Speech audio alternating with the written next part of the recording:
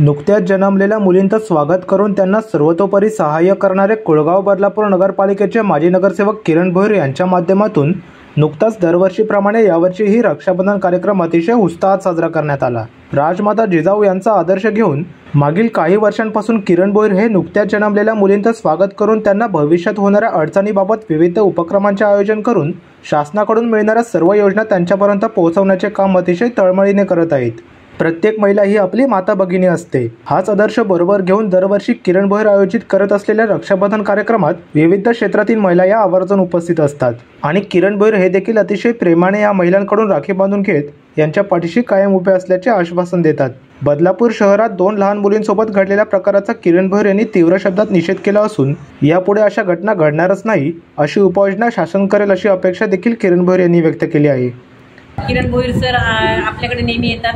मुलीचा जन्म झाल्यानंतर ते स्वतःहून त्याचं स्वागत करायला येतात। म्हणजे आपल्याकडं सुकन्या योजना जी आमदार किसन कटोरे साहेबांनी जे हे केलेली आहे चालू, त्याच्यामध्ये त्यांचाही तेवढा सहभाग आहे आणि ते गिफ्ट द्यायला येतात की हिमालयाचे प्रॉडक्ट्स असतात बेबींचे, जसं की बॉडी लोशन आहे, ऑइल आहे त्याच्यामध्ये। आणि त्याच्याबरोबर एक हे आहे की त्यांनी खातं ओपन करतात 250 रुपीज देऊन पेशंटचं। तर त्याच्यामध्ये त्यांनी मुलीचं जन्माचं स्वागत केलं पाहिजे, तिच्या नावाचं खातं केलं पाहिजे, तिच्या शिक्षणासाठी पुढं त्यांनी ते हप्ते भरायचे त्याचे पालकांनी की शिक्षणासाठी तिला खर्च जिथं झेपला जात नाही ज्या फॅमिलीला, तिथं तो चक्रवाढ व्याज मिळून ते पूर्ण केला जातो। त्यानंतर तिच्या लग्नाचा पण इश्यू येणार नाही, तिथं पण त्यांना तिथं तेवढे प्रमाणात पैसे मिळतील। म्हणजे असं हे आपण मुलगी काही ओझं नाही आहे घरातली किंवा पालकावर। आज कितीतरी प्रगती केली आहे आपण, म्हणजे आज आपण ऑलिम्पिकमध्ये पण बघतोय की कितीतरी क्षेत्रामध्ये कोणत्या क्षेत्रात राहिले ऑलिम्पिकमध्ये पण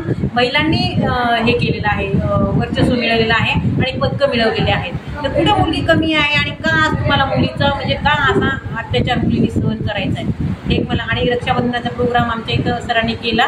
आमच्या सर्व डॉक्टर्स, नर्सेस, पॅरामेडिकल स्टाफ आणि क्लास 4 कर्मचारी सगळ्यांना महिला सगळ्या वर्गातील आज उपस्थित होत्या आणि सर्वजणांनी रक्षाबंधनाचा कार्यक्रमाचा आनंद घेतलेला आहे आणि सरांकडनं आम्हाला म्हणजे मदत मिळते वारंवार आणि अडीअडचणीच्या प्रसंगी सर आम्हाला भावासारखे धावून येतात, म्हणून आम्ही सर्वांनी त्यांना राखी बांधलेल्या आहेत आणि जो आमचा उद्देश आहे पुढचा की त्यांना हक्काने एक भावासारखं आम्हाला जे लागेल मदत ते आम्ही मागणार आहोत, असं मला आज रक्षाबंधनाच्या कार्यक्रमामध्ये बोलायचं। हॅलो, मी मानसी कात्रे, मी प्रभाग क्रमांक 14 मधून बोलतेय। आज किरण भोईर सरांनी एक कार्यक्रम आयोजित केला होता रक्षाबंधनाचा आणि ते जेवढ्या पण जमल्यात मुली त्यांचा सगळ्यांचा फेवरेट सण आहे हा। तर सरांनी आता इथे बऱ्याच अशा मुली आहेत की त्यांना भाऊ वगैरे नाहीये, तर त्यांनी किरण भोईर सरांना भाऊ समजून ते आमच्या पाठीशी असेच खंबीर आहेत हे आम्हाला माहिती आहे, त्यामुळे आम्ही त्यांना राखी बांधली। रक्षाबंधन हा एक चांगला सण आहे, तर आम्ही सर्व गर्ल्स जे आहेत आम्ही एक दुसऱ्यांनाही ओळखत, बट आता आम्ही प्रभाग क्रमांक 14 मधून आहेत सर्व। बट किरण दादांनी हा जो फेस्टिवल आहे आमच्या गर्ल्ससाठी ठेवलेला आहे, म्हणून दादाला थँक्यू। आणि दादा असंच नेहमी आम्हाला सपोर्ट करतो आणि दादाने सांगितलं पण आहे आता की सर्व गर्ल्सला सपोर्ट मिळणार आणि काही हेल्प लागली तर दादाला नेहमी हक्काने कॉल करायचा। बाकी थँक्यू दादासाठी। आम्ही इथे खूप एन्जॉय केलं, इथे स्टार्टर्स वगैरे ठेवलेले आणि रक्षाबंधन निमित्त आम्ही दादाला राखी बांधली आणि गिफ्ट्स पण खूप छान होती, ओवाळला आम्ही आणि खूप वगैरे सगळ्यांना खूप छान छान भेटले आणि सगळे खूप आनंदी झाले गिफ्ट्स बघून। खरं तर जन्माला आलेल्या मुलीचं आपण स्वागत करतो, ही एक मनामध्ये एक वेगळी भावना आहे की मुलीचा जन्म झाला आणि तिच्या जन्माचं स्वागत करावं। ही प्रेरणा मिळाली आपल्याला छत्रपती शिवाजी महाराजांच्या माता, ज्या राजमाता जिजामाता यांच्याकडनं आपण प्रेरणा घेऊन हे काम करतोय।